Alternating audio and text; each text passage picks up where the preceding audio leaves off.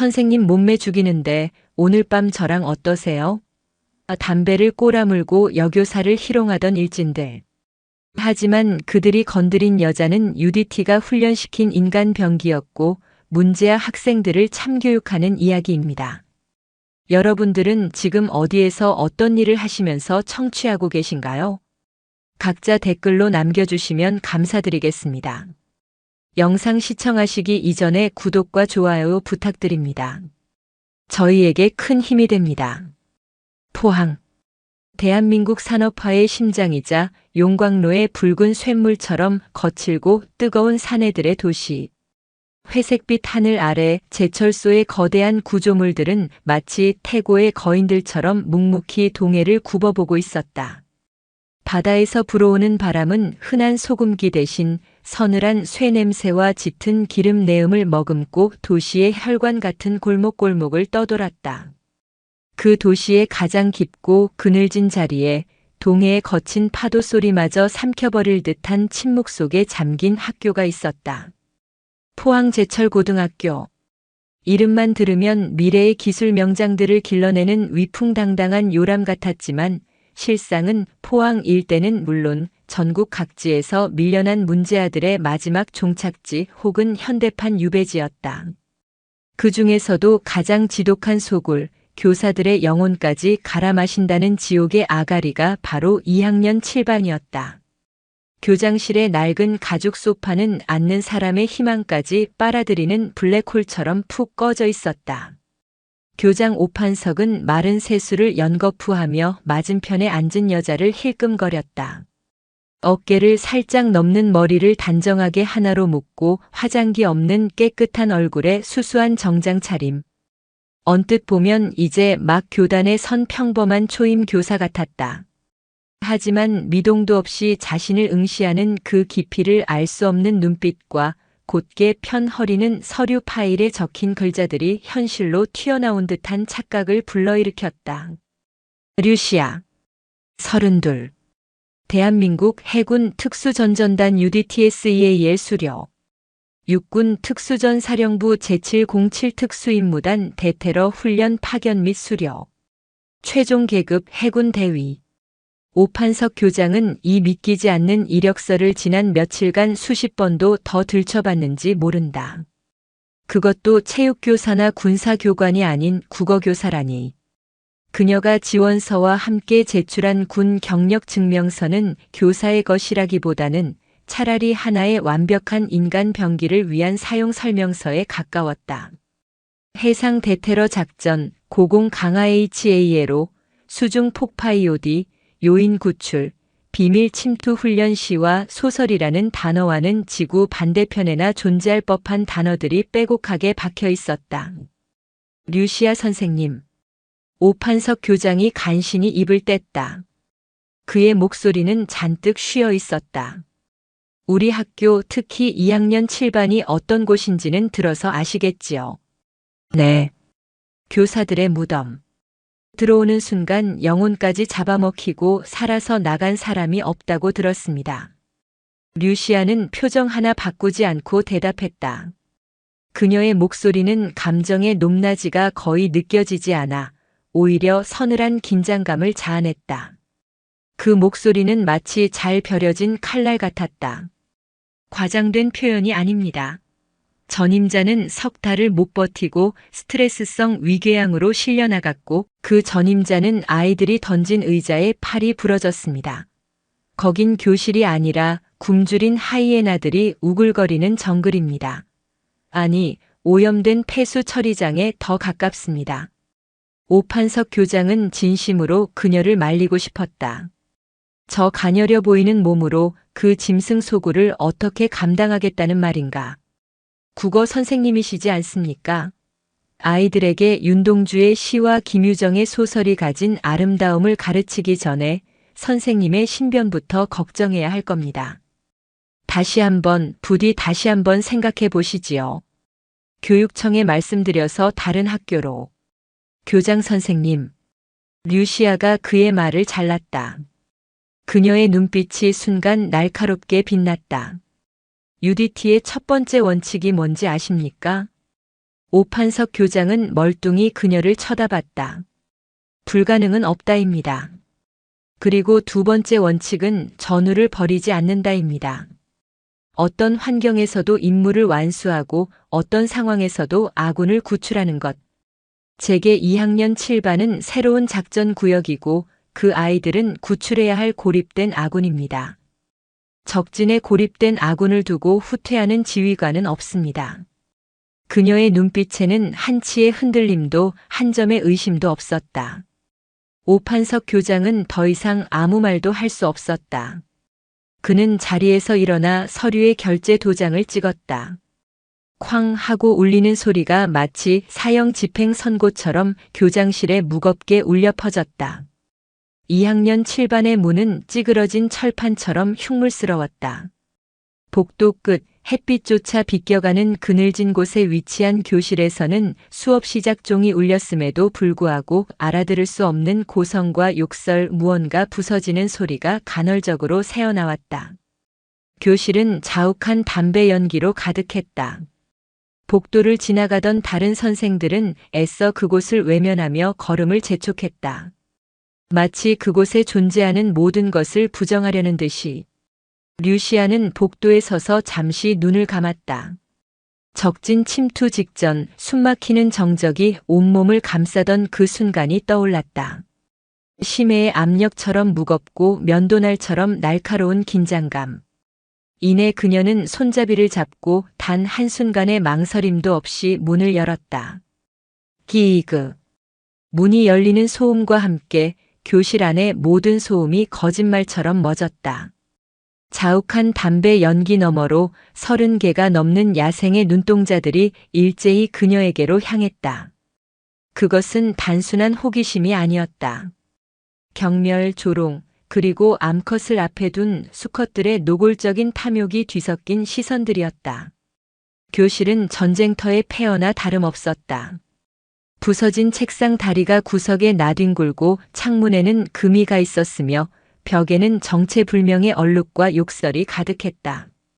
교탁 위에는 누군가 먹다 버린 컵라면 용기와 담뱃재가 수북했다. 류시아는 그 혼돈의 풍경을 천천히 훑어보며 교탁으로 걸어갔다. 또각또각. 그녀의 구두 소리가 유난히 교실을 크게 울렸다. 그 소리는 마치 고요한 수면에 떨어지는 얼음 조각 같았다. 와 씨바. 이번엔 좀 쓸만한 년이 왔네. 몸매 봐라. 뒷자리에서 낄낄거리는 소리가 들려왔다. 야 선생. 나이가 몇 개냐? 남친은 있고. 없으면 오빠가 한번 만나줄까? 야유와 휘파람 소리가 뒤따랐다. 류시아는 아무런 반응도 하지 않고 교탁 앞에 섰다. 그녀는 컵라면 용기를 한쪽으로 치우고 들고 온 출석부를 내려놓았다. 그 순간 교실 맨 뒷자리 창가에 앉아있던 남학생과 눈이 마주쳤다. 주태산. 2학년 7반의 실질적인 왕. 포항 일대를 주름잡는 조직의 차기 보스라는 소문이 파다한 살아있는 폭력이었다. 다듬지 않은 머리카락이 눈을 찌를 듯 내려와 있었고 교복은 풀어 헤쳐져 안에 검은 티셔츠가 보였다. 그는 턱을 괜 채 비스듬히 앉아 마치 사냥감을 관찰하는 맹수처럼 그녀를 뜯어보고 있었다. 그의 눈에는 조롱이나 호기심 대신 차가운 경계심과 세상 모든 것에 대한 깊은 권태가 서려 있었다. 그는 입에 문 담배를 빼지도 않은 채 보란듯이 연기를 길게 내뿜었다. 연기가 류시아의 얼굴 쪽으로 희미하게 흘러왔다. 주태산의 옆 행동대장 격인 독고철이 자리에서 벌떡 일어났다. 이름처럼 강철 같은 근육질의 거구였다. 어이 새로운 선생. 독고철이 음흉하게 웃으며 그녀에게 다가왔다. 그의 손에는 불이 붙은 담배가 들려 있었다. 우리 반에 왔으면 신고식부터 해야지. 룰도 몰라? 그는 류시아의 바로 앞까지 다가와 담배를 건네는 신용을 했다. 노골적인 성희롱이 섞인 눈빛으로 그녀의 몸을 위아래로 훑었다. 선생님도 한 대 태우시죠. 팍팍한 세상, 이게 약인데. 아니면 뭐 다른 걸로 풀어드릴까? 오늘 밤 어때? 저열한 도발이었다. 아이들의 낄낄거리는 소리가 다시 커졌다. 주태사는 여전히 턱을 괜 채 이 모든 상황을 무표정하게 지켜보고 있었다. 류시아의 반응을 시험하는 듯 했다. 그녀가 소리를 지르거나 울거나 혹은 교장에게 달려가 이르기를 바라는 눈치였다. 류시아는 독고철을 보았다. 그리고 그가 내민 담배를 보았다. 그녀의 입가에 처음으로 희미한 미소가 떠올랐다. 하지만 그 미소는 따뜻함과는 거리가 먼 만년설처럼 차갑고 서늘한 것이었다. 나는 그녀가 나직이 입을 열었다. 몸에 나쁜 건 질색이라서. 말이 끝나기 무섭게 류시아의 몸이 움직였다. 그것은 번개와 같았다. 그녀는 독고철이 담배를 든 손의 손목을 왼손으로 낚아챘다. 순식간에 벌어진 일에 독고철의 눈이 휘둥그레졌다. 그녀는 손목을 낚아채는 동시에 그의 몸 안쪽으로 파고들며 팔꿈치 관절을 어깨 위로 꺾어 올렸다. 특공 무술의 가장 기본적이면서도 가장 효과적인 제압 기술이었다. 우두두구. 소름 끼치는 소리와 함께 독고철의 입에서 비명이 터져 나왔다. 크악! 담배가 바닥으로 떨어졌다. 류시아는 꺾은 팔을 놓지 않은 채 그의 목덜미를 눌러 교탁에 완전히 처박아 버렸다. 교탁 위 수북했던 담뱃재가 그의 얼굴에 처참하게 들러붙었다. 그녀는 그의 귀에 속삭였다. 얼음 송곳처럼 차가운 목소리였다. 첫째, 여긴 금연구역이야. 학생. 그리고는 그의 머리를 교탁에 한 번 더 쳐박았다. 쿵 하는 둔탁한 소리가 교실에 울렸다. 그리고 둘째, 내 앞에서 2번 다시 그 더러운 손가락 놀리지 마. 다음번엔 손목이 아니라 내 인생을 꺾어버릴 테니까. 교실은 물을 끼얹은 듯 조용해졌다. 아이들은 눈앞에서 벌어진 일을 믿을 수 없다는 듯 입을 벌리고 있었다. 울거나 소리 지르며 도망갈 것이라 예상했던 여선생이 2학년 7반의 행동대장을 단 1초 만에 박살내버렸다. 그것도 너무나도 깔끔하고 잔혹할 정도로 효율적인 방식으로.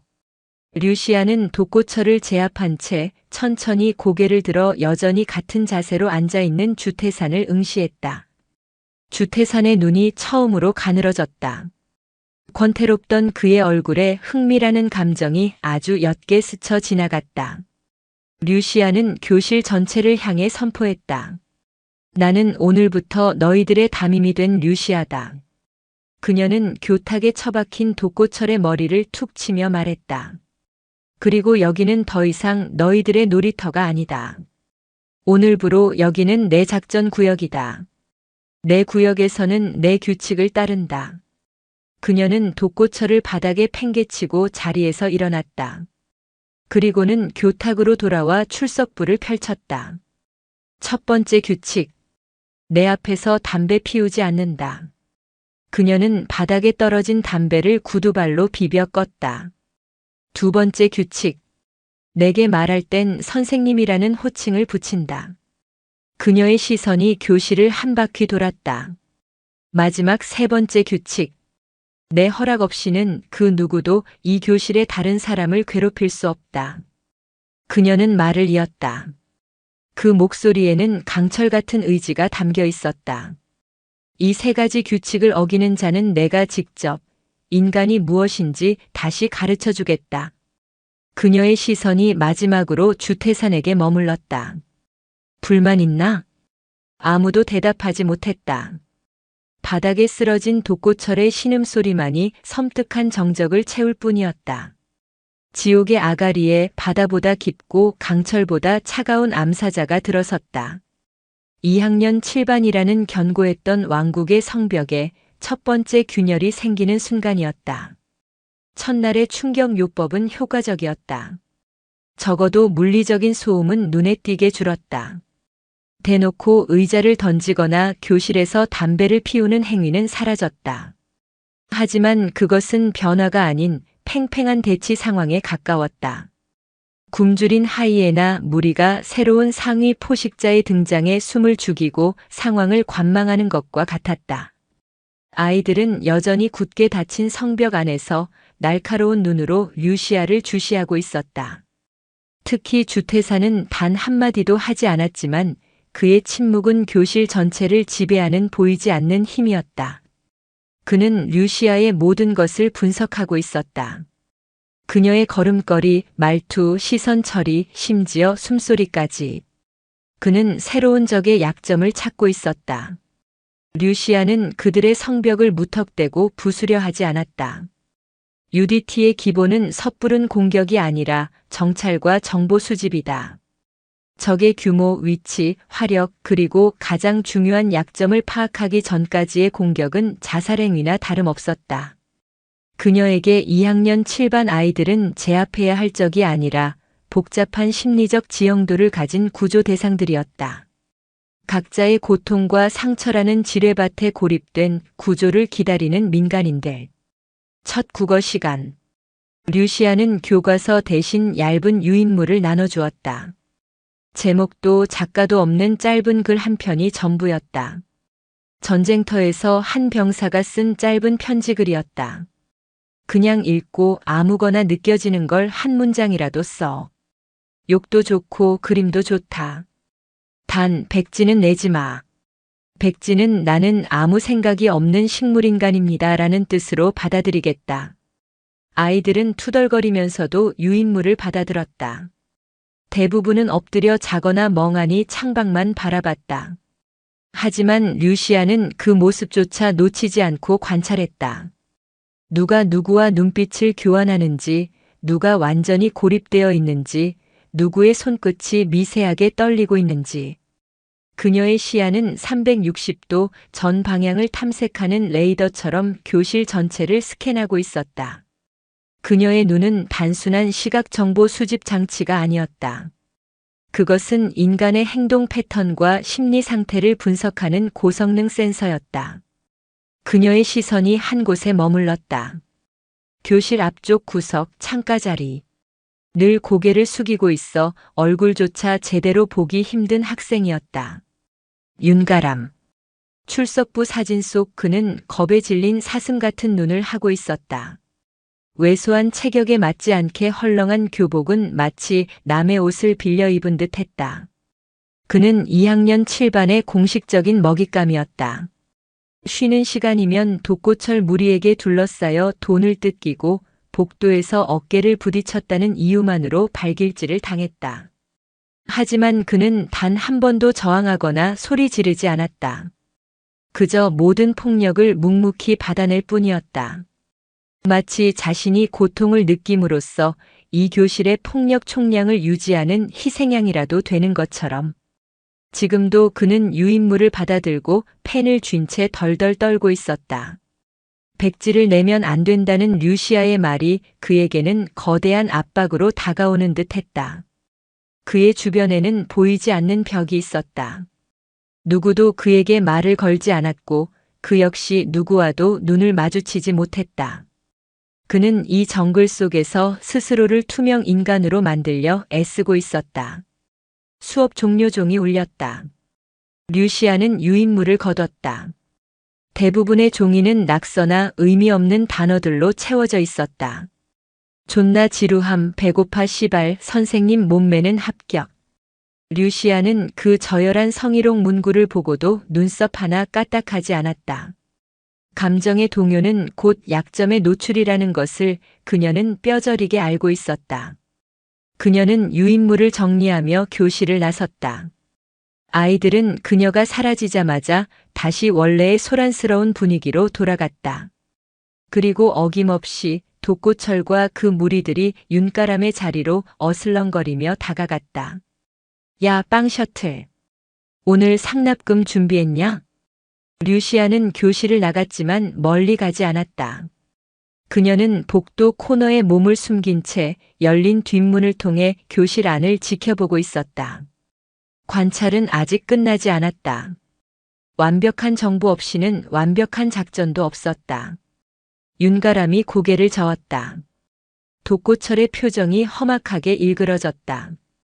이 새끼가 진짜 그 계집년이 한번 막아주니까 내가 병신으로 보여. 독고철의 손이 올라가는 순간이었다. 독고철 학생. 교실 문 쪽에서 얼음 같은 목소리가 들려왔다.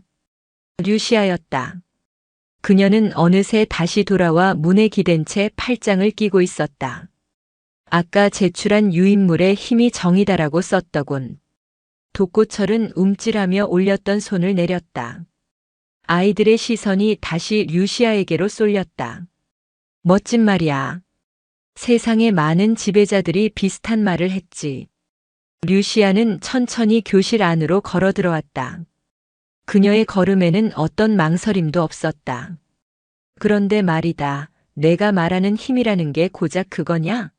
너보다 약한 놈을 괴롭히고 돈 몇 푼 빼앗는 거? 그건 힘이 아니라 발악이라고 하는 거다. 동네 양아치나 하는 짓이지. 그녀는 독고철 앞에 멈춰섰다. 190에 가까운 거구 앞에서도 그녀는 전혀 위축되지 않았다. 오히려 그녀의 존재감이 거대한 독고철을 압도하고 있었다. 진짜 강한 부대는 어떤 부대인지 아나? 아이들은 의아한 표정으로 그녀를 쳐다봤다. 최첨단 무기를 가진 부대? 아니, 훈련이 가장 잘 된 부대? 그것도 아니야. 그녀의 시선이 독고철을 넘어 조용히 이 상황을 관망하는 주태산에게 향했다. 가장 강한 부대는 가장 약한 전우를 챙기는 부대다. 전투 중에 누군가 총에 맞고 쓰러졌을 때 저놈은 약하니까 버리고 가자 하는 부대는 절대 전쟁에서 이길 수 없어. 그 한 명이 구멍 나면 그 구멍으로 전선 전체가 무너지고 결국엔 다 죽는 거다. 그녀는 다시 독고철을 보았다. 그런데 너희는 어때? 같은 반 친구 하나를 나락으로 밀어넣고 있잖아. 그러다 너희 반 전체가 패급 집단 소리를 듣는 거야. 멍청한 놈들. 그녀의 말은 교실 안 모두에게 하는 말이었다. 주태사는 여전히 창밖을 보고 있었지만 그의 귀는 분명 이쪽을 향해 있었다. 패급이라는 단어가 그의 심기를 건드린 것이 분명했다. 류시아는 더 이상 아무 말도 하지 않고 윤가람에게 다가갔다. 그리고 그의 책상 위에 놓인 그가 미처 제출하지 못한 유인물을 집어들었다. 거기에는 떨리는 글씨로 단 한 문장이 적혀 있었다. 사라지고 싶다. 류시아는 그 종이를 조용히 접어 주머니에 넣었다. 그리고는 윤가람의 어깨를 가볍게 툭 쳤다. 윤가람 학생 따라와. 그녀는 윤가람을 데리고 교무실로 향했다. 남겨진 교실에는 어색한 침묵만이 흘렀다. 독고철은 분을 사귀지 못해 주먹을 부들부들 떨었고 주태사는 처음으로 창밖에서 시선을 거두고 류시아와 윤가람이 사라진 문 쪽을 바라보았다. 그의 눈에 알 수 없는 감정이 스쳐 지나갔다. 교무실 옆 텅 빈 학생 상담실. 류시아는 윤가람을 의자에 앉히고 자신은 맞은편에 섰다. 왜 사라지고 싶지? 윤가람은 고개를 들지 못하고 손가락만 만지작거렸다. 사라지면 아무도 널 못 보겠지. 그럼 더 이상 괴롭힘 당하지 않을 테고. 윤가람의 어깨가 움찔했다. 하지만 동시에 아무도 널 도와줄 수 없어. 내가 거기 있는지조차 모르니까. 류시아는 주머니에서 접었던 종이를 꺼내 테이블 위에 펼쳤다. 사라지고 싶다라는 문장이 다시 나타났다. 이건 구조 신호 SOS다. 맞나? 윤가람은 한참을 망설이다 아주 작게 고개를 끄덕였다. 좋아. 신호는 접수했다. 이제부터 대응 작전에 들어간다. 류시아의 눈빛이 교관의 그것으로 바뀌었다. 작전명은 에코. 내 목소리가 메아리 에코처럼 돌아올 수 있도록 만드는 작전이다. 첫 번째 훈련. 지금부터 나랑 눈을 마주치고 10초를 버틴다. 실시. 윤가람은 당황해서 고개를 저었다. 그는 누구와도 눈을 마주치는 것을 극도로 두려워했다. 못해요. 특전사에서는 안 된다고 말하지 않아. 해보겠다고 말하거나 할 수 있다고 말하지. 넌 민간인이니 해보겠다까지는 봐주겠다. 다시. 눈 마주치고 10초. 실패하면 성공할 때까지 반복한다. 류시아의 목소리는 단호했다. 윤가람은 울며 겨자 먹기로 천천히 고개를 들었다. 류시아의 깊고 흔들림 없는 눈동자와 마주쳤다. 1초, 2초 윤가람의 시선이 불안하게 흔들렸다. 그는 금방이라도 시선을 피하고 싶었지만 류시아의 눈은 마치 자석처럼 그의 시선을 붙잡고 놓아주지 않았다. 5초, 6초 그의 온몸이 땀으로 젖는 것 같았다. 하지만 이상하게도 그녀의 눈빛에서는 비난이나 동정이 아닌 너는 할 수 있다는 단단한 믿음이 느껴졌다. 9초, 10초. 성공. 류시아가 나직이 말했다. 윤가람은 그제야 긴장이 탁 풀리며 숨을 몰아쉬었다. 별거 아니지. 두 번째 훈련. 내일 아침 독고철에게 딱 한마디만 한다. 좋은 아침. 윤가람의 얼굴이 새하얘졌다. 그걸 어떻게 해? 그냥 말만 해. 대답은 기대하지 마. 반응도 신경 쓰지 마. 그냥 내뱉고 내 자리로 가는 거야. 할 수 있겠나? 윤가람은 망설였다. 하지만 방금 전 10초의 성공 경험이 그의 마음에 작은 용기의 씨앗을 심어 놓았다. 그는 아주 작게 하지만 분명하게 고개를 끄덕였다. 그 순간 2학년 7반이라는 견고한 요새를 내부에서부터 무너뜨릴 보이지 않는 작전이 조용하지만 강철 같은 의지로 시작되고 있었다. 새로운 교전 수칙은 조용했지만 교실의 공기를 미묘하게 바꾸어 놓았다. 다음 날 아침 윤가람은 교실 문 앞에서 수십 번을 망설였다. 그의 심장은 금방이라도 터져나올 듯 미친 듯이 뛰고 있었다. 교실 안에서는 독고철이 자기 무리와 시끄럽게 떠들고 있었다. 윤가람은 떨리는 목소리로 모기만 한 소리를 냈다. 좋은 아침. 독고철은 듣지도 못했다. 주변의 소음에 완전히 묻혀버렸다. 하지만 윤가람은 해냈다. 그것은 그에게 있어 에베레스트를 등반한 것과 같은 성공이었다. 그는 비틀거리며 자기 자리로 돌아와 엎드렸다. 온몸이 식은 땀으로 젖어 있었다. 류시아는 그 모습을 복도에서 조용히 지켜보고 있었다. 작은 불씨 하나가 성공적으로 옮겨붙는 것을 확인한 지휘관처럼. 하지만 주태사는 그 모든 미세한 변화를 놓치지 않았다. 그는 윤가람의 입모양과 그 순간의 어색한 공기를 분명히 읽었다. 그는 류시아가 윤가람이라는 가장 약한 고리를 통해 자신의 왕국에 균열을 내려는 의도를 정확히 꿰뚫어 보고 있었다. 약자는 도태되는 것이 정글의 법칙이고 그것이 주태산이 아는 세상의 유일한 규칙이었다. 그런데 저 여자는 그 법칙을 정면으로 거스르고 있었다. 그는 류시아의 방식이 거슬렸다. 불쾌했고 이해할 수 없었다. 류시아는 그들의 저항을 예상했다는 듯 다음 작전을 개시했다. 팀 프로젝트를 시작한다. 조회 시간에 그녀가 폭탄 선언을 했다. 주제는 우리 동네에 숨겨진 영웅. 우리가 사는 이 포항 지역 사회를 위해 묵묵히 일하지만 아무도 알아주지 않는 분들을 찾아 인터뷰하고 발표하는 거다. 3인 1조. 조는 내가 정한다. 교실이 순간 술렁였다. 아이들은 끼리끼리 어울리는 것에 익숙했다. 강제적인 조 편성에 대한 반감이 터져나왔다. 류시아는 아랑곳하지 않고 칠판에 조별 명단을 띄웠다. 그리고 가장 극적인 조합. 사조 주태산, 독고철, 윤가람. 교실 전체가 경악했다.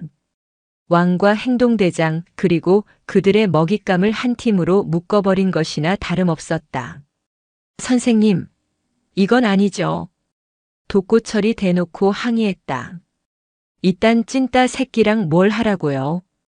주태사는 아무 말도 하지 않았지만 그의 눈빛은 지금 장난하자는 건가라고 말하고 있었다. 이해 있나? 그럼 혼자 해. 혼자서 3인분의 역할을 다 해내고 발표도 혼자 하면 점수 주겠다. 단 분량이 3배가 되겠지. 아무도 손을 들지 못했다. 지옥 같은 조별 활동이 시작되었다. 주태산과 독고철은 윤가람을 없는 사람 취급했다. 그에게 자료 조사나 인터뷰 섭외 같은 모든 일을 떠넘기고는 자신들은 PC방으로 향했다. 윤가람은 거대한 절망감에 휩싸였다. 류시아의 훈련으로 겨우 얻었던 작은 용기는 산산조각이 났다. 그의 배경에는 깊은 상처가 있었다. 알코올 중독자인 아버지는 매일같이 그에게 폭력을 휘둘렀다. 사내 새끼가 그렇게 약해 빠져서 뭘 하겠냐는 폭언과 함께 주태사는 그런 아버지를 경멸하면서도 그의 생존 방식을 그대로 답습하고 있었다. 약해 보이면 잡아먹힌다. 그래서 그는 누구보다 강해져야만 했다. 진짜 위기는 학교 밖에서 찾아왔다. 주태산에게는 졸업 후 동네를 어슬렁거리며 좀도둑질이나 일삼는 불량배 선배 무리와의 악연이 있었다.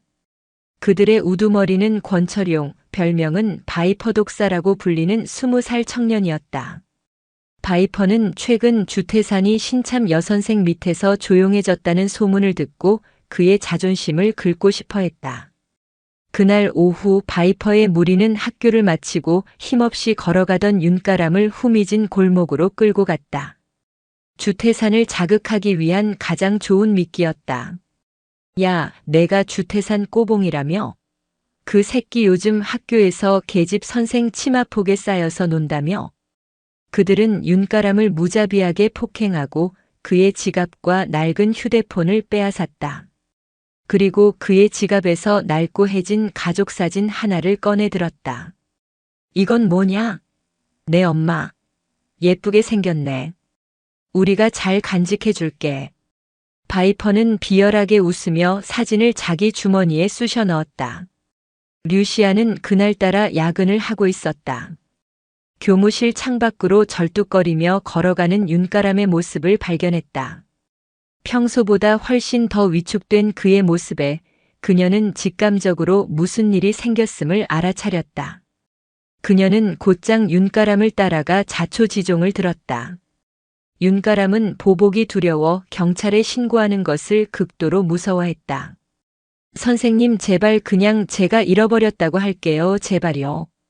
류시아의 눈빛이 차갑게 가라앉았다.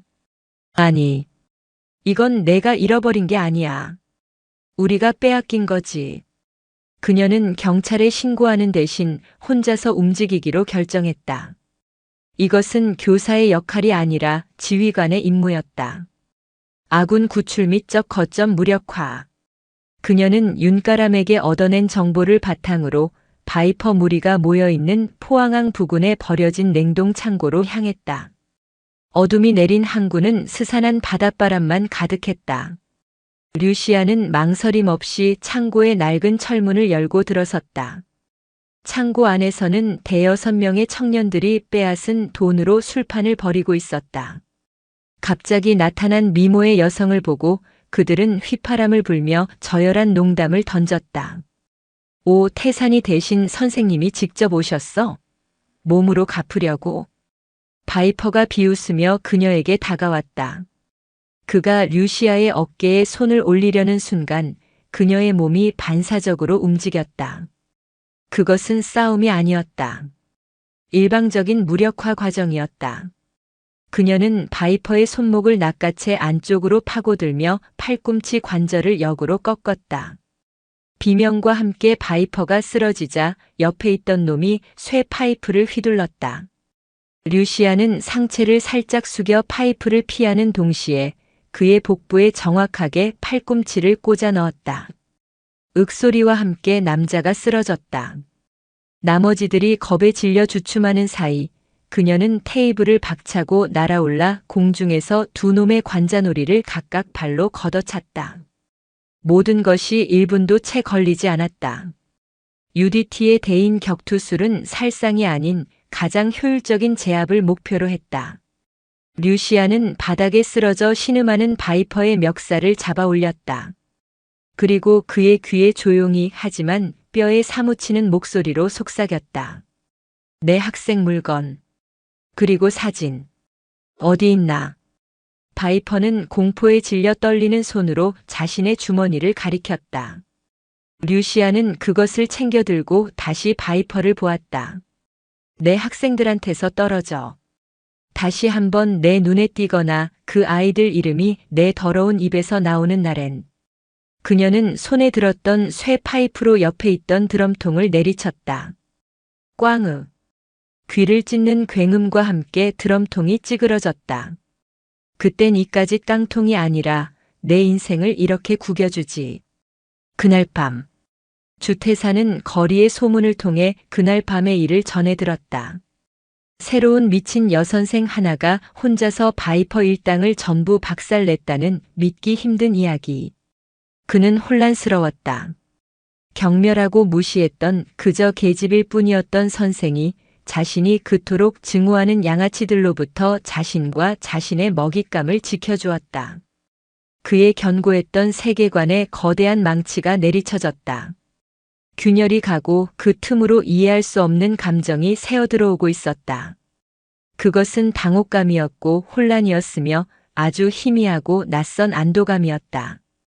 주태산이라는 이름의 거대한 산맥 깊은 곳에서 아주 작은 지각 변동이 시작되고 있었다. 바이퍼 일당이 한 명의 여교사에게 전멸했다는 소문은 하룻밤 사이에 포항제철고의 전설이 되었다. 소문은 꼬리에 꼬리를 물고 부풀려져 류시아는 어느새 인간의 형상을 한 특수병기 혹은 비밀 조직에서 파견된 감시자처럼 신격화되었다. 2학년 7반의 공기는 이제껏 겪어보지 못한 기묘한 고요함에 휩싸였다.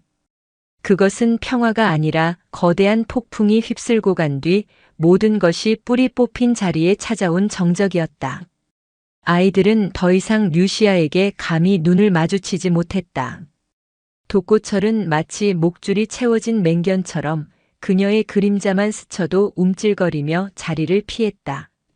이전의 조롱과 경멸은 온데간데 없고 그 자리에는 원초적인 공포와 경외심이 뒤섞인 감정만이 남았다. 그 혼돈의 중심에 주태산이 있었다. 그는 그 누구보다 깊은 혼돈에 빠져 있었다. 며칠째 그는 잠을 설쳤다. 버려진 냉동 창고에서 벌어진 그 믿을 수 없는 밤의 이야기가 머릿속을 떠나지 않았다. 보호받았다는 생경한 감각. 그것은 그의 세계를 지탱하던 가장 단단한 기둥을 송두리째 흔드는 경험이었다. 양육강식, 비정함, 고독. 그가 믿고 따르던 세상의 법칙이 한순간에 무의미해지는 기분이었다. 그는 이 혼란을 견딜 수 없었다. 자신의 영역이 침범당했고 자신의 방식으로 해결했어야 할 문제가 다른 누군가의 손에, 그것도 그가 가장 무시했던 존재의 손에 의해 너무나도 완벽하게 처리되었다. 이것은 패배감과는 다른 훨씬 더 근원적인 혼란이었다. 점심시간 모두가 식당으로 빠져나간 텅 빈 교실. 류시아는 홀로 남아 창밖을 보며 생각에 잠겨 있었다. 주태사는 소리 없이 그녀의 뒤로 다가섰다. 그의 그림자가 그녀의 위로 드리워졌다. 할 말이 있다. 류시아는 돌아보지 않고 대답했다. 해봐. 왜 끼어든 거지? 내가 알아서 할 일이었어. 그의 목소리는 분노와 혼란으로 미세하게 떨리고 있었다. 당신이 뭔데?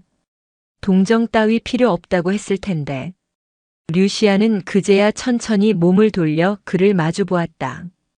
그녀의 눈은 깊고 고요해서 오히려 그의 격한 감정을 빨아들이는 듯 했다. 동정? 그녀가 나직이 되물었다. 아니, 그건 동정이 아니야. 책임이지. 책임? 내 작전 구역 안에서 발생한 모든 상황은 지휘관인 내가 책임진다. 그녀의 목소리에는 군인 특유의 간결하고 흔들림 없는 힘이 실려 있었다. 주태산, 넌 내 부대원이다. 독고철도 윤가람도 마찬가지야.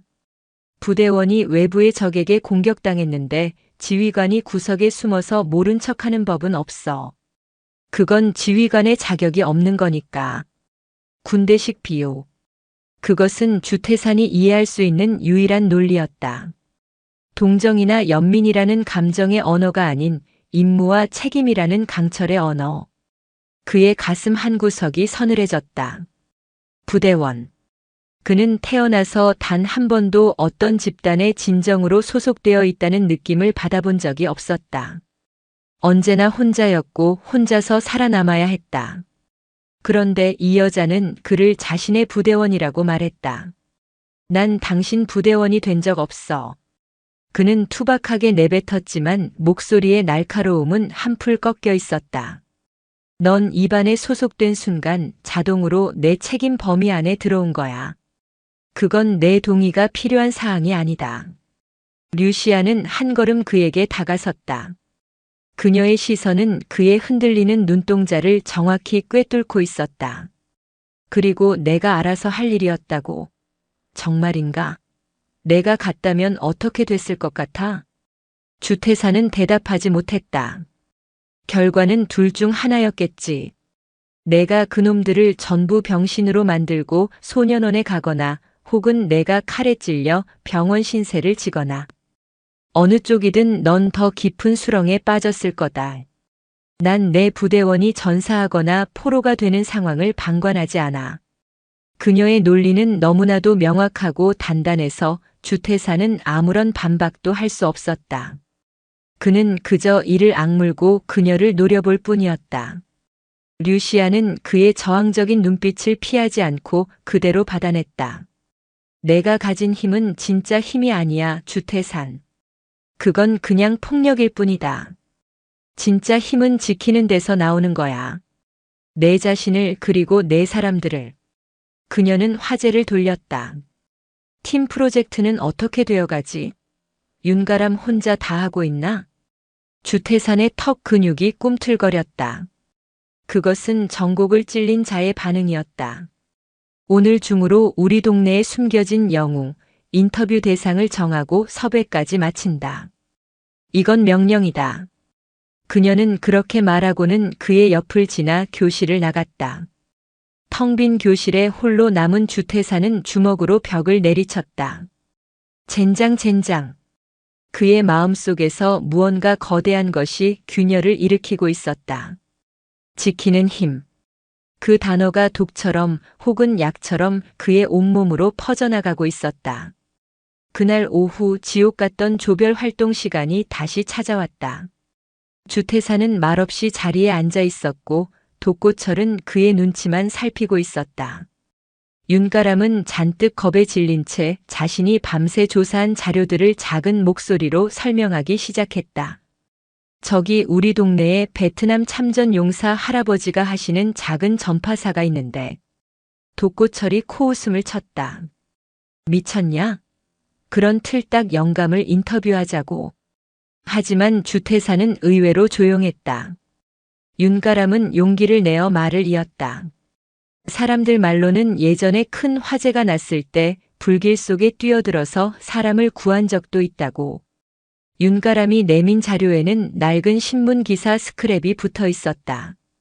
불길 속 용감한 시민, 알고 보니 월남전 파병 용사.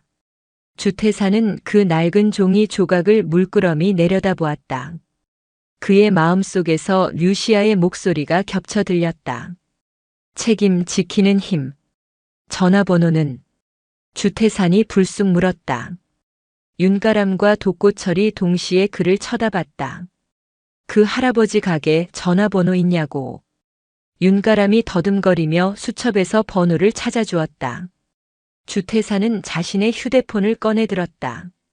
그리고는 잠시 망설였다. 태어나서 처음 해보는 종류의 일이었다. 누군가에게 정중하게 무언가를 부탁하는 행위. 그는 심호흡을 한 번 하고 통화 버튼을 눌렀다. 여보세요. 그의 목소리는 스스로 듣기에도 어색하고 뻣뻣했다. 저기 포항제철고등학교 학생인데요. 팀 프로젝트 때문에 인터뷰를 좀 부탁드리려고. 독고철은 입을 벌린 채 그 광경을 보고 있었고 윤가람의 눈에는 아주 희미한 그러나 분명한 희망의 빛이 어리고 있었다. 류시아의 잠입 작전은 가장 단단했던 적의 심장부에서 조용히 성공을 거두고 있었다. 주태산이라는 고독한 요새에 굳게 닫혔던 문이 아주 조금씩 스스로 열리기 시작하고 있었다. 포항의 구도심 낡은 상가 건물들이 어깨를 맞대고 빼곡히 들어선 골목길. 세월의 때가 켜켜이 쌓인 간판들 사이로 대성전파사라는 칠벗겨진 간판이 보였다. 가게는 온갖 낡은 가전제품과 부품들이 산처럼 쌓여 있었고 먼지와 기름 냄새가 뒤섞인 독특한 공기가 흘렀다. 주태산, 독고철, 윤가람. 어울리지 않는 세 사람은 마치 사형장에 끌려온 죄수들처럼 굳은 얼굴로 가게 앞에 서 있었다. 주태산의 어색한 전화통화는 의외로 성공적이었다.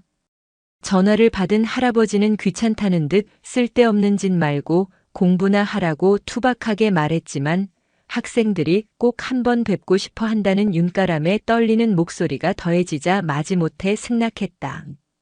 세 사람이 머뭇거리며 가게 안으로 들어섰다. 작업대 의자에 앉아 납땜을 하던 노인이 고개를 들었다. 희끗희끗한 머리, 깊게 팬 주름, 그리고 한쪽 바지단이 텅 비어 있었다. 베트남에서 다리를 잃은 상위군인 강민준 씨였다.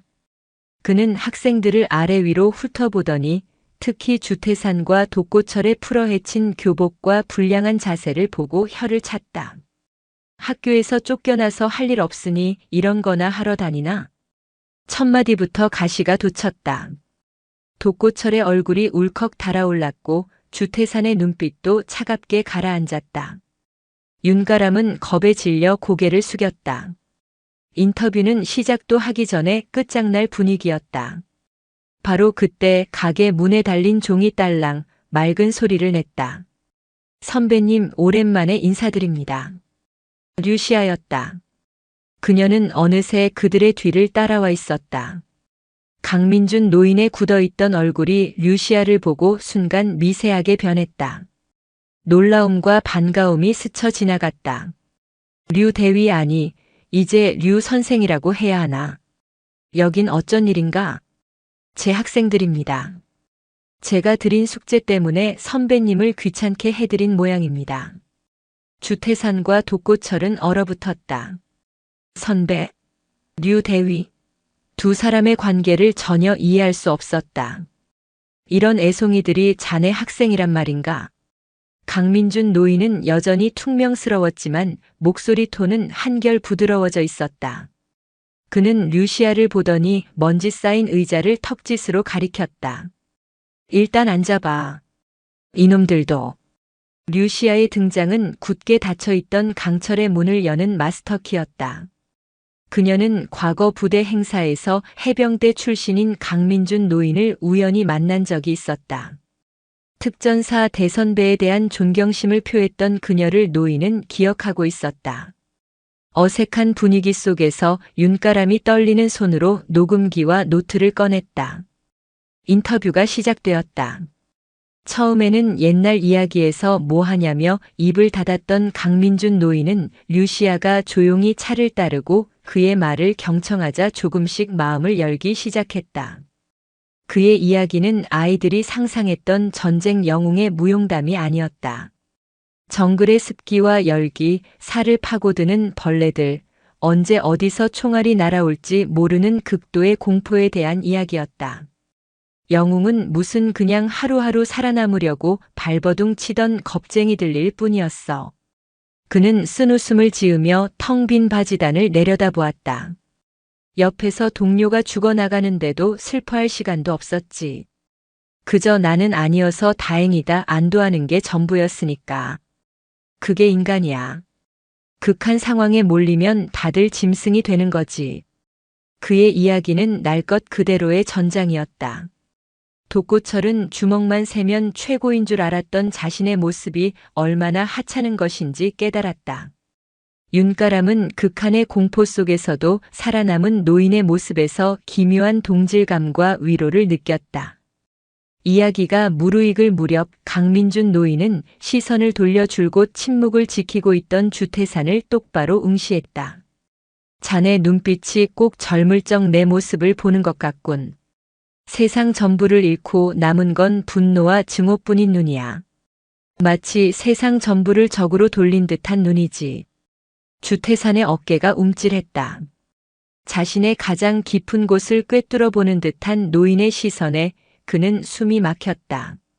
그런데 기억하게 젊은이. 노인의 목소리가 낮게 깔렸다. 진짜 적은 밖에 있는 게 아니야. 총을 든 베트콩도 나를 비웃는 세상도 아니었어. 진짜 적은 항상 자기 안에 있는 법이지. 두려움에 떨고 남을 미워하고 세상을 탓하며 주저앉으려는 그 겁쟁이 말이야. 그 안에 겁쟁이를 이기지 못하면 평생 세상 탓만 하다 죽는 거야. 그 말은 거대한 망치가 되어 주태산의 심장을 내리쳤다. 그것은 매일 밤 술에 취해 세상과 아내를 탓하며 폭력을 휘두르는 자신의 아버지에 대한 이야기였고, 동시에 그 아버지를 경멸하면서도 똑같이 닮아가고 있는 자기 자신에 대한 사형 선고였다. 인터뷰가 끝나고 전파사를 나서는 세 사람 사이에는 무거운 침묵이 흘렀다. 하지만 이전의 적대적인 침묵과는 결이 달랐다. 각자의 마음속에서 거대한 파도가 일고 난 뒤의 고요함이었다. 골목길을 거의 빠져나올 무렵 독고철이 머리를 극적이며 윤가람에게 불쑥 말을 걸었다. 야, 너 아까 필기 잘하더라. 윤가람은 놀라 눈을 동그랗게 떴다. 태어나서 처음으로 독고철에게 들어보는 비아냥이 섞이지 않은 말이었다. 그는 어쩔 줄 몰라 하며 작게 고개를 끄덕였다. 작지만 거대한 변화의 시작이었다. 주태산은 그들보다 몇 걸음 앞서 걷고 있었다. 그는 멈춰 서서 어두워지는 상점 쇼윈도에 비친 자신의 얼굴을 보았다. 강민준 노인의 말처럼 분노와 증오로 일그러진 얼굴. 그는 처음으로 자신의 얼굴이 낯설게 느껴졌다.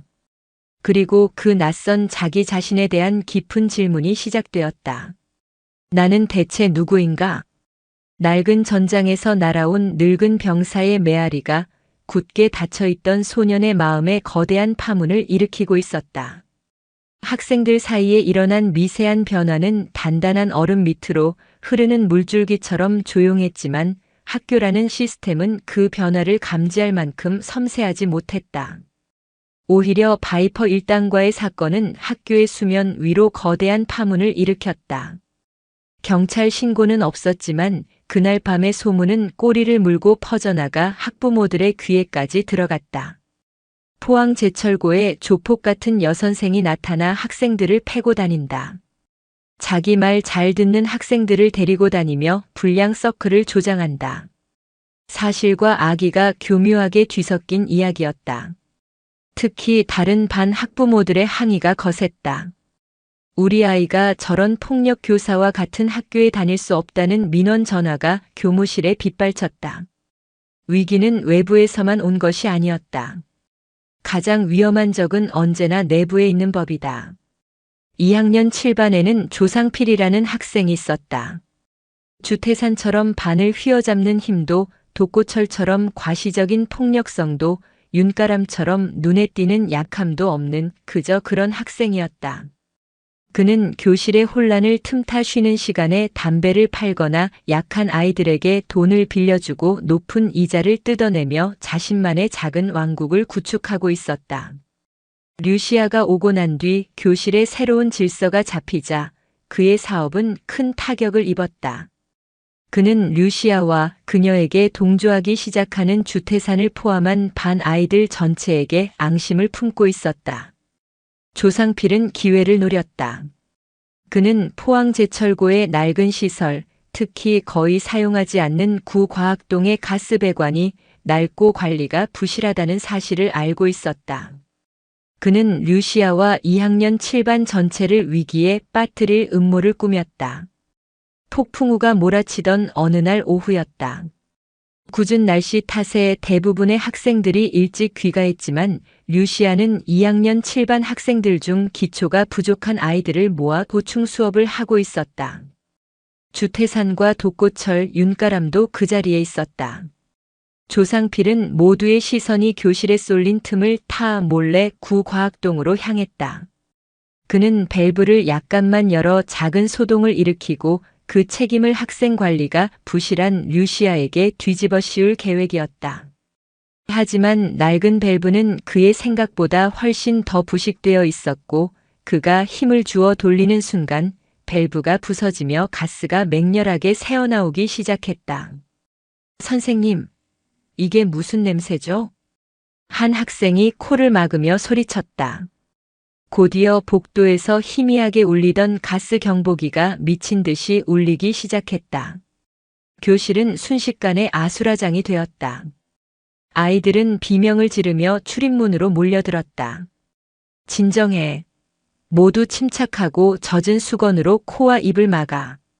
류시아의 외침이 혼란을 뚫고 울려 퍼졌다. 그녀의 눈빛은 순식간에 평시의 교사에서 전시의 지휘관으로 바뀌어 있었다. 그러나 패닉에 빠진 아이들은 우왕좌왕했고 출입문으로 달려가던 한 아이가 넘어지면서 뒤따르던 아이들과 엉켜문이 완전히 막혀버렸다. 가스 냄새는 점점 더 짙어지고 있었다. 어딘가에서 작은 스파크라도 튄다면 이 건물 전체가 날아갈 수도 있는 일촉즉발의 상황이었다. 젠장.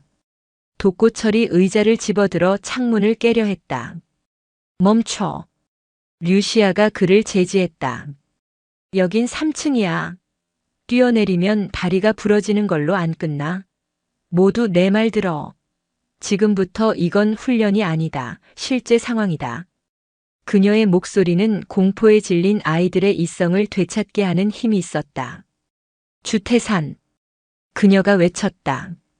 주태산은 자신도 모르게 예 하고 군대식으로 대답할 뻔했다.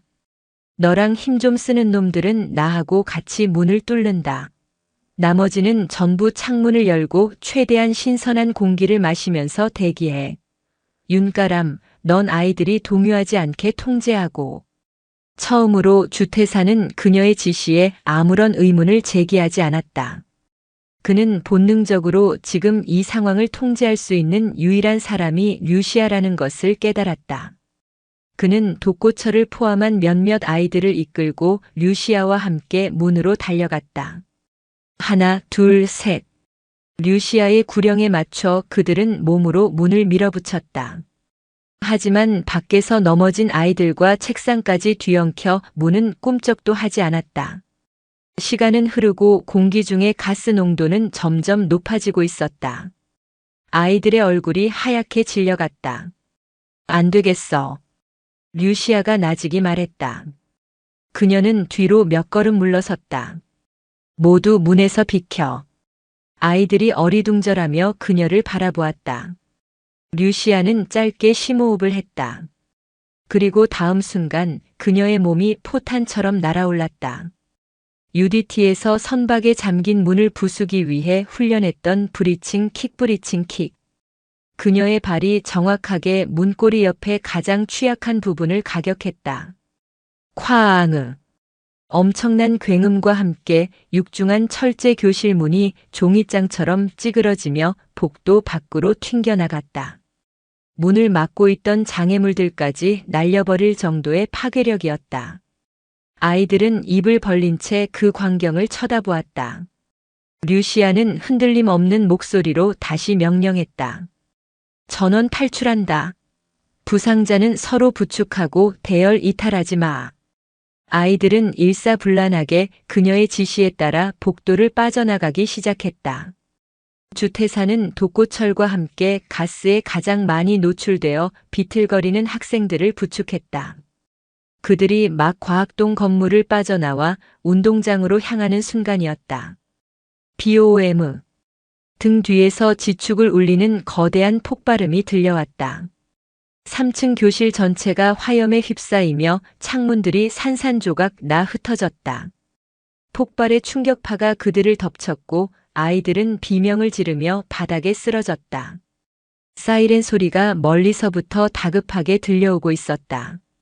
류시아는 흙먼지 속에서 몸을 일으켜 부대원들을 점호하는 지휘관처럼 아이들을 살폈다. 주태사는 폭발이 일어난 건물을 망연자실하게 바라보다가 류시아를 보았다. 그녀의 얼굴은 검댕으로 얼룩져 있었지만 그녀의 눈은 침착하게 살아남은 아이들의 숫자를 세고 있었다.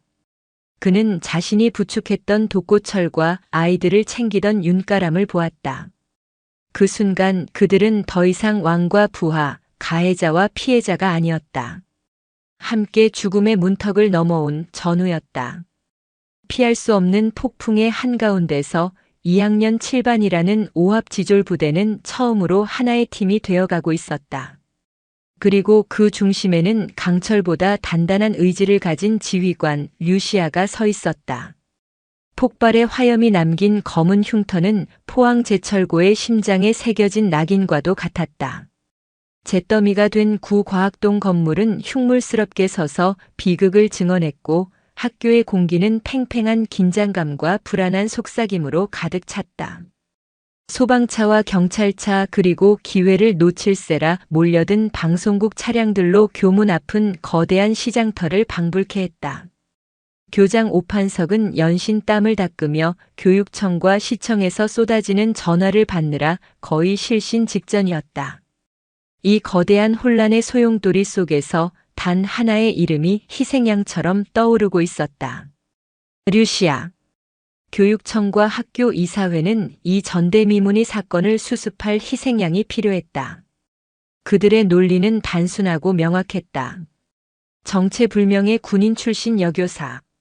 그녀가 맡은 일에 조용할 날이 없었던 문제아반 2학년 7반.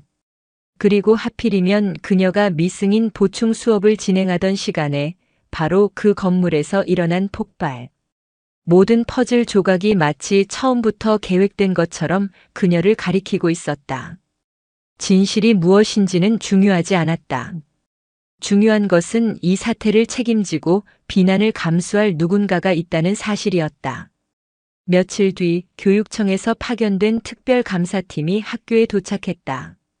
팀을 이끄는 것은 윤지원이라는 이름의 40대 여성 장학사였다.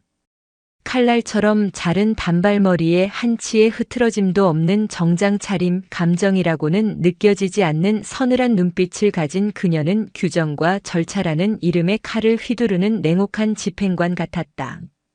감사팀은 곧바로 류시아를 소환했다. 교장실 옆에 임시로 마련된 조사실은 취조실이나 다름없었다. 류시아 선생님.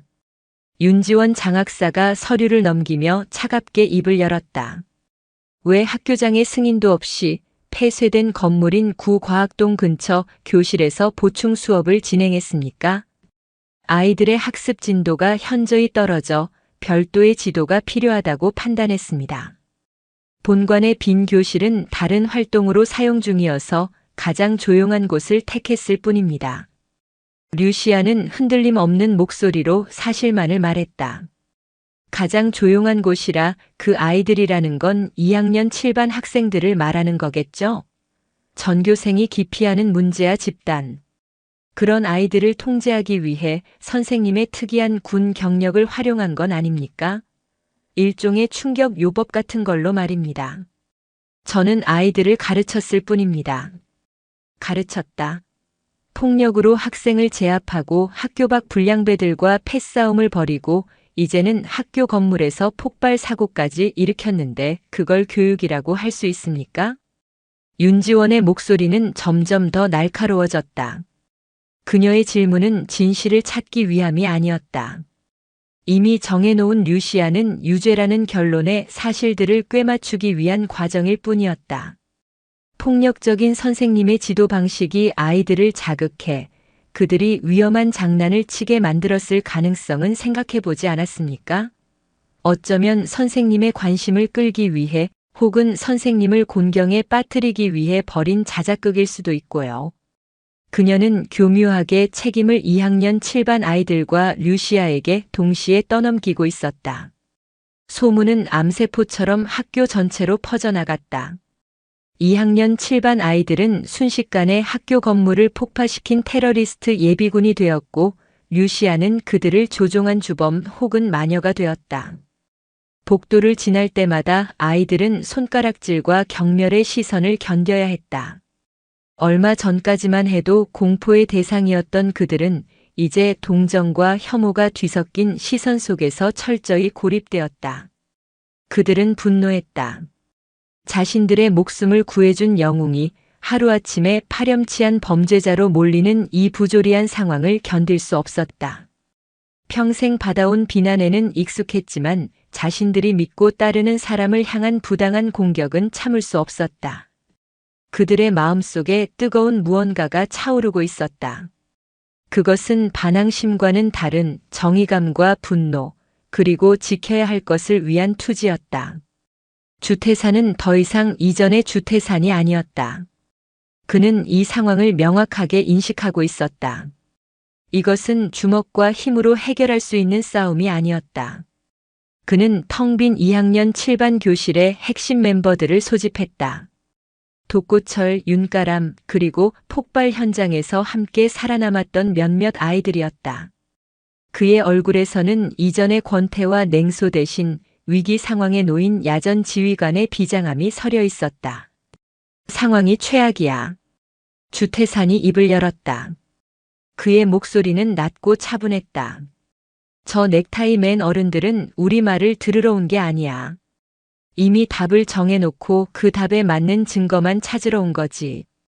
우리가 아무리 아니라고 소리쳐봤자 문제아들의 발악으로 밖에 안 볼 거다. 그럼 어떡하냐? 그냥 그 선생 쫓겨나는 거 보고만 있으라고. 독고철이 주먹으로 책상을 내리치며 으르렁거렸다. 아니. 주태산이 그를 제지했다. 이건 다른 종류의 전쟁이야. 저들이 쓰는 방식으로 똑같이 되돌려주는 거다. 서류와 증거 그리고 논리로.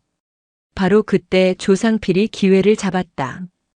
그는 익명을 보장받는 조건으로 감사팀의 결정적인 증언을 하고 싶다고 연락했다. 그는 윤지원 장학사 앞에서 눈물을 흘리며 편집된 진실을 쏟아냈다.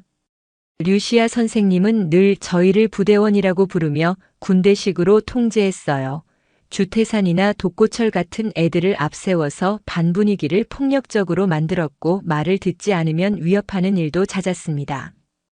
폭발이 있던 날도 사실 주태산 무리가 구과학동에서 무언가 위험한 일을 꾸미고 있었던 것 같아요. 그걸 선생님이 무마해 주려다 일이 커진 것 같습니다. 그의 거짓 증언은 윤지원 장학사의 확신에 불을 지폈다. 모든 정황이 맞아떨어졌다. 폭력 교사와 문제아들의 위험한 결탁. 이보다 더 완벽한 시나리오는 없었다. 며칠 후 교장실로 한 장의 공문이 날아들었다. 징계위원회 회부 결정 통보서. 대상자 교사 류시아.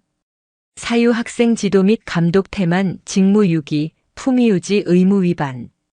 징계위원회 개최 전까지 직위 해제 및 학생 접촉 금지를 명함. 마녀 사냥의 재판 날짜가 잡혔다. 류시아는 공식적으로 교단에서 배제되었다. 2학년 7반 아이들은 자신들의 목숨을 구해준 유일한 어른과 완전히 차단되었다. 지휘관을 잃은 부대. 하지만 그들은 와해되지 않았다. 오히려 더 단단하게 뭉치기 시작했다. 주태산의 눈에 차가운 분노의 불꽃이 타올랐다. 그는 류시아가 했던 말을 떠올렸다. 진짜 힘은 지키는 데서 나오는 거야. 이제 그들이 증명해 보일 차례였다. 류시아의 직위 해제 소식은 2학년 7반에 떨어진 핵폭탄과도 같았다. 아이들은 분노했고 절망했다. 하지만 그 절망의 잿더미 속에서 주태산은 조용히 작전을 개시했다. 그는 더 이상 거리의 왕이 아니었다. 그는 자신의 지휘관을 구출해야 하는 임무를 맡은 부지휘관이었다. 그날 밤 그는 자신의 아지트인 낡은 당구장의 핵심 멤버들을 다시 소집했다. 어둡고 축축한 공간에 모인 아이들의 얼굴에는 비장함이 감돌았다. 지금부터 우리의 반격 작전을 시작한다. 주태산이 당구대 위에 초크로 그림을 그리며 말했다. 그의 눈빛은 냉철한 전략가의 그것이었다. 작전명은 방패와 검이다. 우리는 두 개의 팀으로 나뉜다. 하나는 방패, 다른 하나는 검이 되는 거다. 아이들의 시선이 그에게 집중되었다. 먼저 방패팀. 이 팀의 임무는 류시아 선생님을 보호할 가장 단단한 방패를 만드는 거다. 저놈들이 선생님을 공격하는 논리는 폭력 교사라는 프레임이야. 우린 그걸 정면으로 깨부숴야 돼. 우리들이 어떻게 변했는지, 선생님이 우리에게 어떤 존재였는지 그걸 증명해야 한다. 그의 시선이 윤가람에게 향했다. 윤가람. 이 임무는 내가 맡아라. 모두가 놀라 윤가람을 쳐다봤다. 윤가람 자신도 겁에 질린 눈으로 주태산을 바라봤다. 내가 어떻게 해? 넌 글을 쓸 수 있잖아. 그리고 누구보다 진심을 담을 수 있어. 2학년 7반 전원에게 탄원서를 받아. 그날 폭발 현장에서 선생님이 우리를 어떻게 구했는지, 그리고 지난 몇 달간 우리에게 어떤 변화가 있었는지. 한 놈도 빠짐없이 전부. 협박이나 강요는 안 돼. 진심으로 설득해. 이건 우리 모두의 전쟁이라고. 주태사는 독고철을 보았다. 독고철. 넌 윤가람을 지원해. 딴소리하는 놈 없게 만들고 필요한 건 뭐든지 구해줘. 이건 주먹 쓰는 일이 아니다. 마음을 얻는 일이야. 할 수 있겠나? 독고철은 잠시 망설이다 결심한 듯 고개를 끄덕였다. 윤가람을 돕는다는 것이 어색했지만 류시아를 위한 일이라는 생각에 주먹을 꽉 쥐었다. 알았어. 맡겨만 줘. 다음은 검팀. 주태산의 눈이 날카롭게 빛났다. 이 팀의 임무는 적의 심장을 찌를 날카로운 검을 만드는 거다. 폭발은 사고가 아니야. 누군가 꾸민 짓이다. 그리고 그 범인은 우리 내부에 있어. 류시아 선생님이 사라져서 가장 이득을 볼 놈. 그 배신자를 찾아내야 한다. 이 임무는 주태산 자신이 직접 맡기로 했다. 그의 거리에서의 경험과 동물적인 감각이 필요한 일이었다.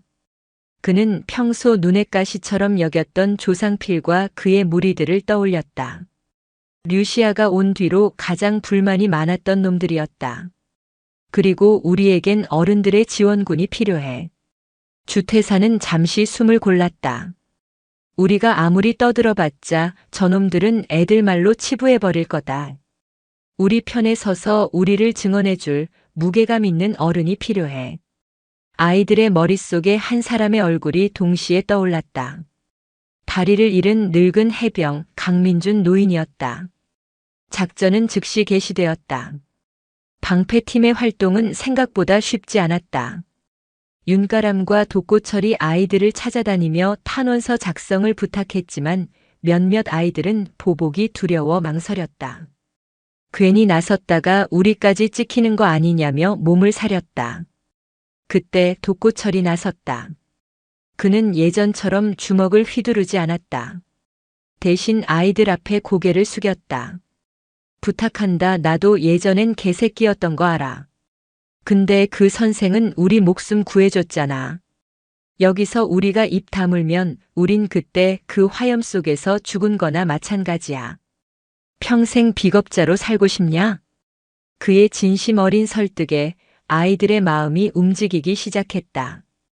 윤가람은 밤을 새워가며 아이들의 서툰 진술들을 모아 하나의 거대한 이야기로 엮었다. 그들의 이야기는 2학년 7반이라는 지옥이 어떻게 변해가고 있었는지에 대한 생생한 증언이었다. 한편 검팀의 주태사는 어둠 속으로 파고들었다. 그는 조상필의 주변 인물들을 하나씩 압박하기 시작했다. 폭력을 쓰지 않았지만 그의 서늘한 눈빛과 논리적인 질문은 그 어떤 폭력보다 더 상대방을 공포에 떨게 했다. 마침내 그는 조상필의 가장 친한 친구에게서 결정적인 증언을 확보했다. 상필이가 폭발이 있기 며칠 전부터 구과학동 가스밸브에 대해 묻고 다녔다는 것. 그리고 폭발 당일 보충 수업이 없었던 조상필이 학교에 남아 있었다는 사실까지 알아냈다. 마지막 퍼즐 조각. 주태사는 밤늦게 대성 전파사를 다시 찾았다. 그는 강민준 노인 앞에 무릎을 꿇었다. 선배님, 도와주십시오. 그는 학생으로서가 아니라 위기에 처한 부대의 부지휘관으로서 도움을 요청했다. 그는 모든 상황을 설명했다. 부당하게 마녀 사냥을 당하고 있는 지휘관과 그녀를 구하기 위해 싸우는 부대원들의 이야기를. 강민준 노인은 한참 동안 아무 말 없이 그의 이야기를 들었다. 그리고는 녹슨 공구함에서 무언가를 꺼내 들었다. 먼지를 뽀얗게 뒤집어 쓴 낡은 해병대 정복이었다. 내일 아침 나도 자네들의 전쟁에 참전하지. 모든 준비는 끝났다. 징계위원회 당일 아침 주태사는 은밀하게 움직였다. 그는 다른 학생을 시켜 조상필을 학교 뒤편에 인적 없는 창고로 불러냈다. 조상필이 나타나자 어둠 속에서 주태산과 독고철이 모습을 드러냈다. 무슨 짓이야? 조상필이 소리쳤다. 조용히 해. 주태산이 차갑게 말했다. 그는 주먹을 쓰는 대신 자신의 휴대폰을 꺼내 녹음 버튼을 눌렀다. 내가 한 짓 전부 알고 있어. 내 친구가 다 불었거든. 지금이라도 내 입으로 사실대로 말하면 정상 참작의 기회는 주지. 하지만 끝까지 발뺌하면 이 학교, 아니 포항 땅에서 내가 발붙일 곳은 없게 될 거다. 조상필은 필사적으로 부인했지만 주태산이 내미는 증거들 앞에서 그의 얼굴은 새하얗게 질려갔다. 결국 그는 모든 것을 자백했다. 작은 소동을 일으켜 류시아를 곤경에 빠뜨리려 했을 뿐 폭발까지 일으킬 생각은 없었다고 울부짖었다. 그의 모든 자백은 주태산의 휴대폰에 고스란히 녹음되고 있었다. 가장 날카로운 검이 마침내 완성되었다. 이제 남은 것은 적의 심장을 꿰뚫는 일뿐이었다. 징계위원회가 열리는 학교 본관 대회의실은 차가운 침묵에 잠겨 있었다.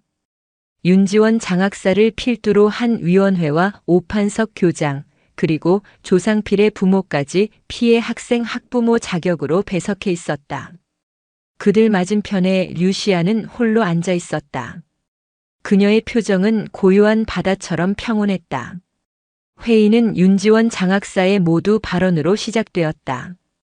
그녀는 조상필의 거짓 증언과 조작된 정황들을 근거로 류시아를 학생들을 선동하여 학교의 안정을 해치고 예측 불가능한 위험을 초래한 부적격 교사로 몰아갔다. 모든 것이 그녀의 시나리오대로 흘러가는 듯 했다. 위원들은 굳은 표정으로 고개를 끄덕였고 류시아의 파면은 기정사실처럼 보였다. 피진술인 류시아 선생님 이해 있습니까? 윤지원 장학사가 승리를 확신한 듯한 눈빛으로 물었다. 바로 그때였다. 벌커그. 회의실 문이 거칠게 열렸다. 주태산과 독고철 윤가람이 들어섰다.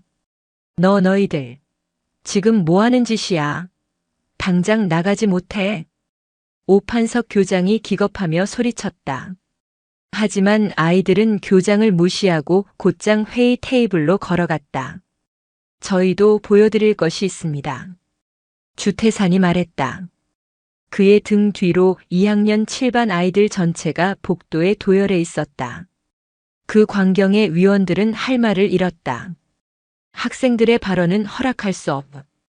윤지원 장학사가 말을 채 끝내기도 전에 회의실 문이 다시 한번 열렸다. 천천히 하지만 무거운 존재감을 내뿜으며 한 노인이 안으로 들어섰다. 낡았지만 위험 있는 해병대 정복, 가슴에 달린 빛바랜 훈장들. 강민준 노인이었다. 회의실의 모든 시선이 그에게로 향했다. 그는 위원들을 향해 허리를 꼿꼿이 펴고 군인 특유의 우렁찬 목소리로 자신을 소개했다. 대한민국 해병대 예비역 병장 강민준. 이 자리에 증인으로 섰소. 상황은 완전히 역전되었다. 가장 먼저 나선 것은 윤가람이었다. 그는 더 이상 떨지 않았다. 그는 위원들의 눈을 똑바로 쳐다보며 자신이 밤새 정리한 두툼한 탄원서 뭉치를 테이블 위에 올려놓았다. 이게 저희들의 진짜 성적표입니다. 그는 자신이 쓴 글을 읽기 시작했다. 유령처럼 살았던 자신을 류시아가 어떻게 발견해 주었는지, 폭발 현장에서 그녀가 어떻게 모두를 구했는지, 그녀 덕분에 자신들이 어떻게 변하고 있는지. 그의 맑고 조용한 목소리는 그 어떤 고함보다도 강력한 힘을 가지고 회의실을 파고들었다. 아이들의 진심이 담긴 문장 하나하나가 위원들의 가슴에 비수처럼 박혔다. 다음은 강민준 노인이었다. 나는 전쟁터에서 수없이 많은 지휘관을 봤소.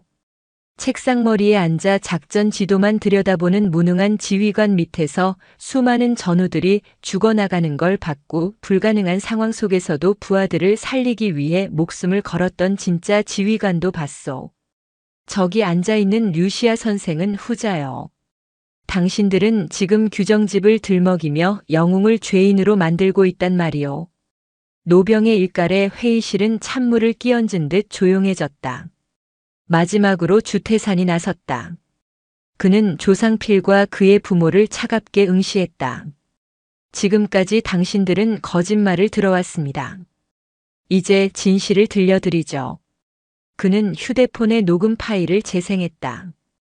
회의실 전체에 조상필의 울음 섞인 자백이 생생하게 울려 퍼졌다. 자신의 범행을 시인하고 류시아에게 죄를 뒤집어 씌우려 했던 모든 계획이 만천하에 공개되었다. 조상필의 부모는 얼굴이 새하얗게 질렸고 윤지원 장학사는 믿을 수 없다는 표정으로 서류 더미와 주태산을 번갈아 보았다.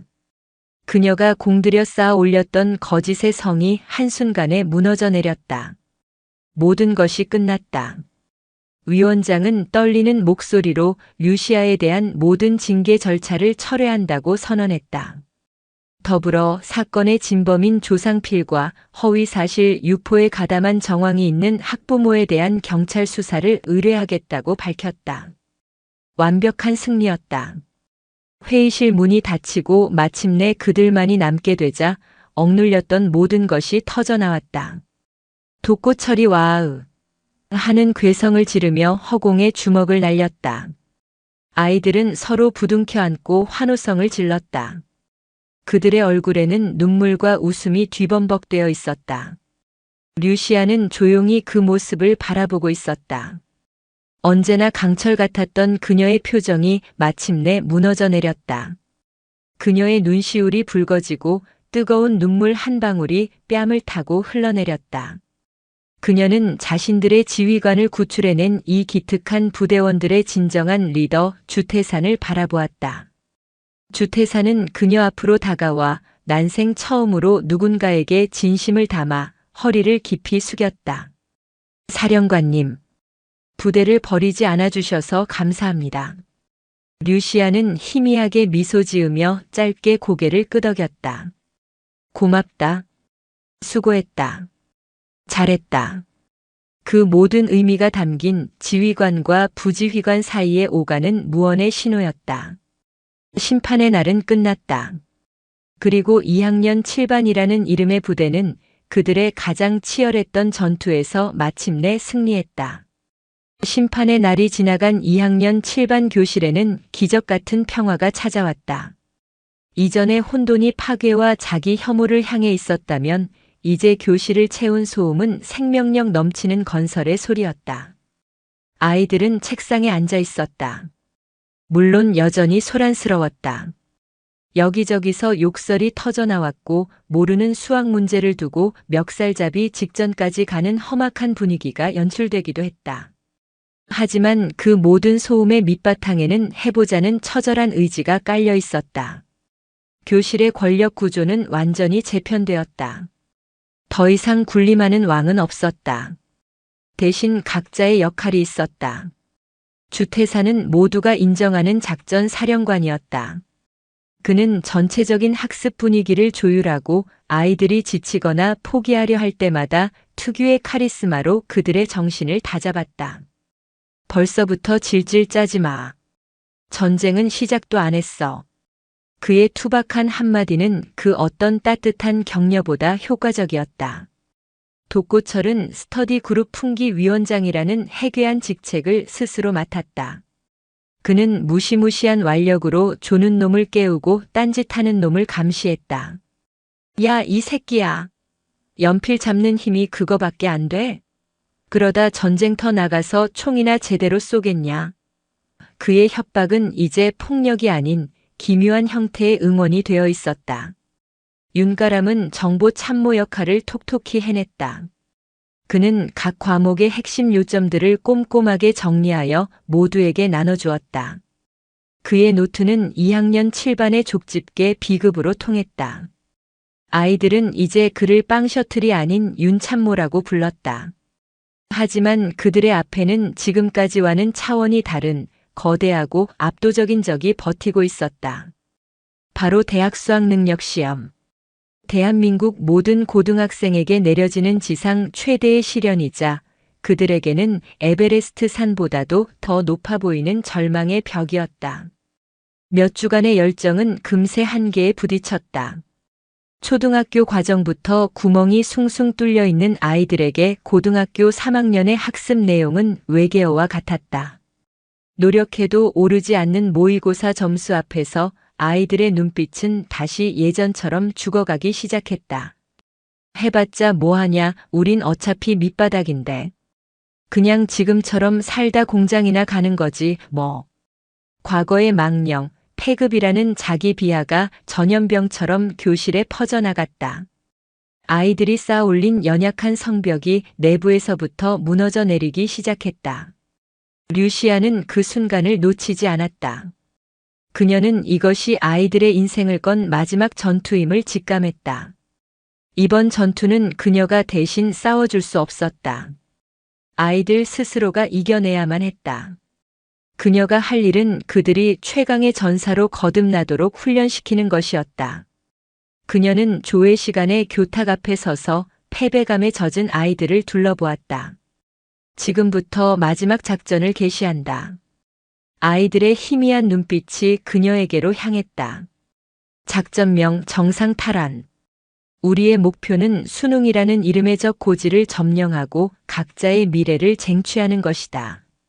그녀는 국어 교사였지만 이제부터 그녀가 가르칠 것은 단순한 지식이 아니었다. 그녀는 특수부대에서 배운 모든 전략과 전술을 공부에 접목시키기 시작했다. 모든 시험은 정보다. 적을 알아야 이길 수 있다. 최근 몇 년간의 기출 문제를 분석해서 적의 공격 패턴과 취약점을 파악한다. 각자 자신의 약점을 분석하고 제한된 시간이라는 자원을 어디에 집중적으로 투입할지 계획을 세운다. 이건 단순한 공부가 아니라 전략 시뮬레이션이다. 그녀는 아이들을 위한 맞춤형 훈련 계획을 짰다. 그리고 지원군을 요청했다. 과거 자신의 부대 동기였지만 지금은 유명 학원 강사가 된 친구를 초빙해 수학 특강을 열었고 아이들의 진심에 감동한 다른 과목 교사들도 기꺼이 2학년 7반만을 위한 방과 후 특강반을 개설해 주었다. 무엇보다 그녀가 집중한 것은 아이들의 정신력이었다. 정신이 무너지면 육체도 무너진다. 그 반대도 마찬가지다. 강한 정신력은 강한 체력에서 나온다. 매일 아침 7시. 류시아와 2학년 7반 아이들은 어김없이 포항의 영일대 해수욕장 백사장에 모였다. 그녀는 아이들과 함께 구보를 했다. 처음에는 욕을 하며 헉헉대던 아이들도 시간이 지나자 대열을 맞춰 함께 구호를 외치며 뛰었다. 2학년 7반. 필승. 수능 정복. 그들의 함성은 동해의 새벽을 가르는 우렁찬 포효가 되었다. 땀 흘리는 고통 속에서 그들의 나약한 정신은 강철처럼 단련되고 있었다. 시간이 흘러가며 아이들 각자는 자신만의 무기를 찾아냈다. 윤가람은 글쓰기에 놀라운 재능을 보였다. 류시아는 그를 따로 불러 논술을 직접 지도했다. 이제 그의 무기는 침묵이 아닌 날카로운 논리와 풍부한 감성을 담은 글이었다. 그의 목표는 국어 국문학과였다. 독고철은 여전히 수학 공식 앞에서 좌절했지만 누구보다 성실하게 아침 구보와 체력 단련에 임했다. 그는 자신이 공부보다는 몸으로 부딪히는 일에 더 강하다는 것을 깨달았다. 류시아는 그에게 육군 부사관 지원을 제안했다. 누군가를 괴롭히던 힘을 이제는 나라를 지키는 힘으로 쓸 수 있다는 말에 그의 눈이 처음으로 빛났다. 가장 치열한 전투를 치르고 있는 것은 주태산이었다. 그는 자기 자신과 싸우고 있었다. 아버지처럼 살지 않겠다는 일념 하나로 그는 하루 4시간만 자며 미친 듯이 공부에 매달렸다. 하지만 그를 짓누르는 압박감과 과거의 트라우마는 거대한 어둠이 되어 그를 수시로 집어삼키려 했다. 수능을 한 달 앞둔 어느 날 저녁 사건이 터졌다. 술에 취한 그의 아버지가 비틀거리며 야간 자율학습이 한창인 교실로 쳐들어왔다. 주태산, 이 개새끼야 나와. 악취와 고함 소리에 교실은 순식간에 얼어붙었다. 주태산의 얼굴이 새하얗게 질렸다. 가장 보여주고 싶지 않은 자신의 치부를 함께 싸우는 전우들 앞에서 모두 들켜버렸다. 아버지의 눈에는 아들에 대한 기대가 아닌 자신의 실패를 전가할 대상을 찾은 광기가 서려 있었다. 라는 놈이 공부는 무슨 공부. 당장 나와서 돈 안 벌어와. 아버지가 교실로 들어와 그의 머리채를 잡으려는 순간 주태산의 눈빛이 예전처럼 차갑고 난폭하게 변했다. 이성의 끈이 끊어지기 직전이었다. 그가 주먹을 꽉 쥐고 자리에서 일어서려 할 때 류시아가 그의 어깨를 가만히 눌렀다. 그녀는 아버지에게 맞서지 않았다. 대신 주태산의 귀에 나직이 속삭였다. 지금이야 태산아. 이제 내가 싸울 차례다. 저 증오의 사슬을 내 손으로 직접 끊어내. 주먹이 아니라 내 인생으로 증명해보여. 저렇게 되지 않겠다는 너의 약속을 내 스스로 지켜내. 주태산은 떨리는 눈으로 류시아를 보았다. 그녀의 눈에는 흔들림 없는 믿음이 담겨 있었다. 그는 심호흡을 하고 평생을 두려워하고 증오했던 아버지의 눈을 정면으로 마주 보았다. 그는 소리치지 않았다. 대신 얼음처럼 차갑고 단호한 목소리로 말했다. 다시는 찾아오지 마십시오. 아버지는 아들의 기세에 순간 주춤했다. 저는 아버지처럼 살지 않을 겁니다. 제 인생을 살 겁니다. 그러니까 이제 제 인생에서 나가 주십시오. 그것은 아들이 아버지에게 건네는 사실상의 결별 선언이었다. 주태사는 그렇게 말하고 미련 없이 돌아서서 자신의 자리에 앉아 다시 책을 펼쳤다. 그의 아버지는 아들의 그 서늘한 뒷모습에 압도당해 아무 말도 하지 못하고 비틀거리며 사라졌다. 주태사는 마침내 자기 안의 가장 큰 적을 상대로 승리했다. 결전의 날. 대학 수학 능력 시험일의 새벽은 유난히 차가웠다. 시험장 앞 2학년 7반 아이들이 모두 모여 있었다. 그들의 얼굴에는 긴장감이 역력했지만 두려움은 없었다. 함께 지옥 훈련을 마치고 결전장으로 나서는 전사들의 비장함만이 감돌았다. 류시아도 그 자리에 있었다. 그녀는 힘내라거나 잘 봐라 같은 평범한 말을 하지 않았다. 그녀는 아이들 한 명 한 명과 눈을 맞춘 뒤 그들을 향해 각 잡힌 거수 경례를 붙였다. 작전 개시. 전원 임무 완수하라. 아이들도 어색하게 하지만 진심을 담아 그녀에게 경례했다. 그리고 각자의 전쟁터로 향했다. 몇 달이 흐른 뒤 졸업식 날. 포항제철고의 강당은 희망과 아쉬움으로 가득 찼다. 2학년 7반 아이들은 모두 모여 있었다. 결과는 기적 같았다. 모두가 명문대에 합격한 것은 아니었지만 단 한 명의 낙오자도 없이 모두가 자신의 길을 찾아냈다. 윤가람은 원하던 대학의 문예창작과에 합격했다. 그는 더 이상 유령이 아닌 세상을 향해 자신의 이야기를 쓸 작가가 될 터였다. 마강철은 당당히 육군 부사관 시험에 합격하여 입대를 앞두고 있었다. 그의 주먹은 이제 누군가를 해하는 대신 나라를 지키는 방패가 될 것이다. 그리고 주태산. 그는 모두의 예상을 깨고 경찰 행정학과에 합격했다.